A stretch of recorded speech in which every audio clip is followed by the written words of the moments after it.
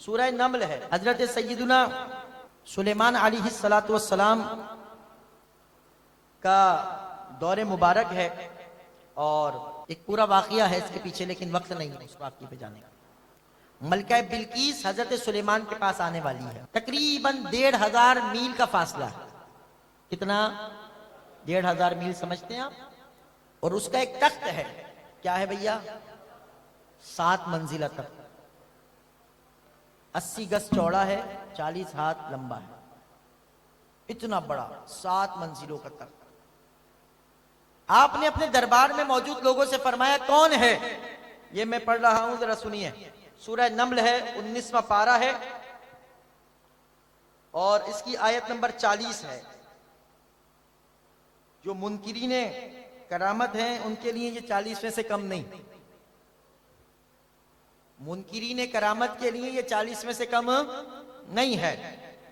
आपने फरमाया या अय्युहल मलाउ, ए दरबारियों, अय्युकुम यातिनी बिअर्शिहा क़ब्ला अन यातूनी मुस्लिमीन, ये कौन है कि उसका तख्त मेरे पास ले आए इससे पहले कि वो मुती होकर मेरे हुजूर हाजिर हो।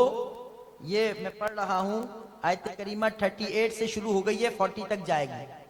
आपने फरमाया कौन है मेरे दरबार में ऐसा कि उसके आने से पहले उसका तख्त ले आए। क़ौला इफ़रीतुम मिनल जिन, एक बड़ा खबीस जिन बोला। इफ़रीत कहते हैं खबीस जिन को। अनाती का बिही क़ब्ला अन तक़ूम मिन मक़ामिक व इन्नी अलैहि लक़विय्युन अमीन। कहने लगा हुजूर मैं हाजिर कर दूंगा। भाई कितनी देर में? कहा जितनी देर में आप ये इजलास बर्खास्त करेंगे। आपका दरबार था, कहा जितनी देर में आप बर्खास्त करेंगे इतनी देर में तख्त ले आऊंगा, और बेशक मैं कुव्वत वाला हूं और अमानतदार भी हूं। रब्बे करी हजरत सुलेमान ने फरमाया नहीं मुझे जल्दी चाहिए। फरमाया क़ौल अल्लज़ी, कुरान कह रहा है क़ौल अल्लज़ी, उसने अर्ज़ इंदहु इल्मुम मिनल किताब, जिसके पास किताब का इल्म था, वो शख्स कहने लगा, आपके दरबारियों में से था। और मुफस्सिरीन ने उसका नाम लिखा आसिफ बिन बरखिया। अच्छा, मैं एक पोस्ट देख रहा था, किसी बेवकूफ ने इस वाक़ये के नीचे लिखा कि वो जो तख्त लाने वाला था ना, वो कोई इंसान नहीं था, वो फरिश्ता था। हमने कहा हम ऐसे अहमकों की बात नहीं मानते। उम्मत के मुफस्सिरीन ने जो बयान किया है वही हक है, वही सही है। एक बात मैं आखिर में करूंगा भी। क़ौल अल्लज़ी इंदहु इल्मुम मिनल किताब, जिसके पास किताब का इल्म था, वो कहने लगा अना आतीका बिही क़ब्ला अन यर्तद्दा इलैका तरफुक, हुजूर मैं हाजिर कर दूंगा पलक झपकने की मिकदार। पलक कितनी देर लगी? पलक झपकने कितनी देर लगी? आपने ये बात सुनने में कितनी दफा झपक ली? और सिर्फ उसने कहा नहीं, फलम्मा रआहू, फिर हजरत सुलेमान ने वो तख्त अपने पास पाया। नबी नहीं है वो, हजरत सुलेमान का उम्मती है, लेकिन जाहिल नहीं है।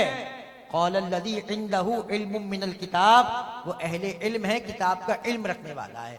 वली जाहिल नहीं होता और जाहिल वली नहीं होता, ये ध्यान में रखिए। वली जाहिल और जाहिल वली नहीं होता, क्योंकि अल्लाह अपना ये इनाम, ये ताज किसी जाहिल के सर पे नहीं सजाता। जिसके सर पे ताजे विलायत सजाया जाता है वो अहले इल्म होता है, वो इल्म वाला होता है, जाहिल नहीं होता। तो मुझे ये बताइए, पलक झपकने में 1500 मील दूर रखा हुआ तख्त लाना, ये आम रूटीन से हटकर है कि नहीं? है कि नहीं? तो करामत और किसको कहते हैं?